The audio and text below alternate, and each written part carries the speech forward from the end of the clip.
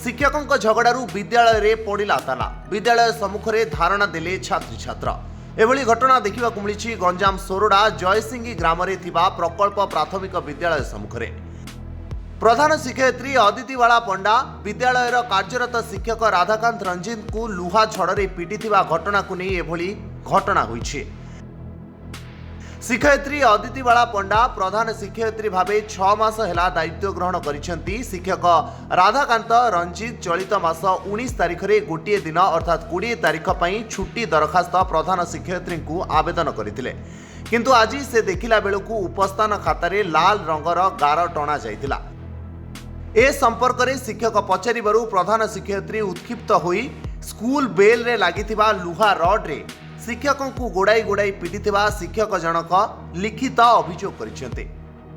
शिक्षक निजर प्राण बंचाइबा को जाई प्रथमे ग्रामर सभापति और कमिटी सदस्यों को जणाइबा सहित परे गोष्ठी शिक्षा अधिकारी और सोरडा थाना रे लिखित अभियोग करिसेंते। ए संपर्क में जानिबा परे स्थानीय लोके एवं विद्यालय छात्री छात्र विद्यालय रे ताला पकाई धारणा रे बसिछंती।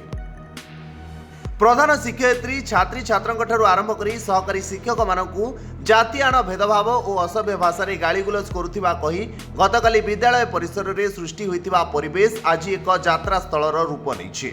स्थिति एभली होईछि जे उपरिस्थ अधिकारी आरंभ कर पुलिस कर्मचारी को नाकेदम होगाक पड़ी।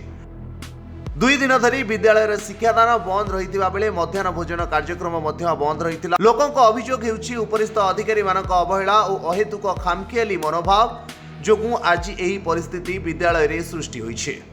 जो आमर जो भारप्राप्त शिक्षयित्री अच्छा आदितिबाला पंडा से 3 वर्ष है स्कूल थिले है किंतु से तो से सेमती किसी आम सहित भल चली थे कि जो चार्ज ने 5 मास है चार्ज ने आमको जो भाव टर्चर कर अश्लील भाषा गाड़ी गुलज करी नानादी प्रकार कथा कहीकि सीएल दबारे आमको कटकणा करुँच गाड़ी गुलज कर नानादी प्रकार भाषा आमको मन इच्छा कथा कहते है। काली कौन है सारा आम सार जन सीएल देते कि सीएल बदल तांके कौन करते रेड गार पकई देते। हाँ सर यहाँ निश्चित कहीं सी प्रत्येक क्लास को जाकि पिला कहते आ पिला सत कथा कहते यह भी धमक दौरान जे यदि तुम दीदी मान कथा शुणव ताल तुम 10 वर्ष काल बालक जेल रखाई आ तुमको टीसी देकी बाहर करदे कहते। सोरडारू रजनीकांत महापात्र रिपोर्ट धरित्री लाइव।